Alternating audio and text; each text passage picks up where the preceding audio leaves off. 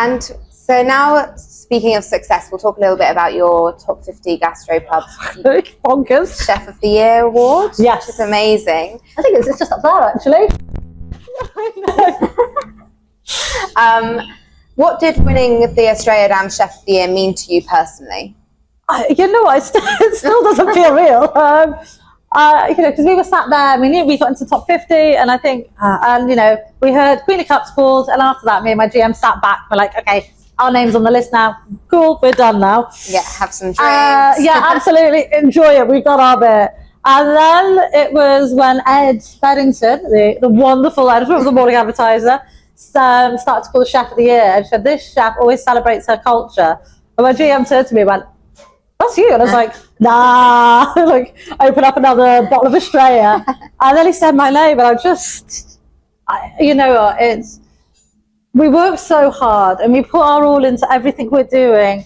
So to get that recognition, it's amazing. And it is. I know I'm not doing the typical thing. I know I'm kind of really following my own path and my own route. So the fact that doing what I do and being me was awarded, I'm like, yeah. It's pretty cool. It's still very cool. Definitely. Was there a moment when you realised Queen of Cups had become nationally recognised? No, I still sometimes get a little bit of the imposter syndrome. Yeah. I think I have days where I'll try a dish and be like, oh my God, this is excellent. What amazing thing we've created. But then I'll have days where I'm like, we just were mentioned in Forbes magazine and we just make fancy hummus. So I think it oscillates. It oscillates between being incredibly proud of myself, my team, and everyone who's part of this. But it also is times where it is like, oh my God, that's us. Like a bit of disbelief. Yeah, completely. It's, you know, when you don't always believe it's going to happen, and then it does, and it takes a minute to kind of set in. And do awards like those change anything operationally, or has anything changed for you guys since? I think that they sometimes bring a little bit more custom, which is nice. But for me, I think I wrote an article in the Morning Advertiser about this. The awards are validation for the teams that work hard. It's, you know, it's lovely to have a big shiny paperweight, essentially. They're very nice to have, but at the end of the day, it's an external body validating you for all the hours that you and your team do, the hard work, the labor. Because, you know, I mean, I won Chef of the Year, but it's not possible without people around me. Yeah.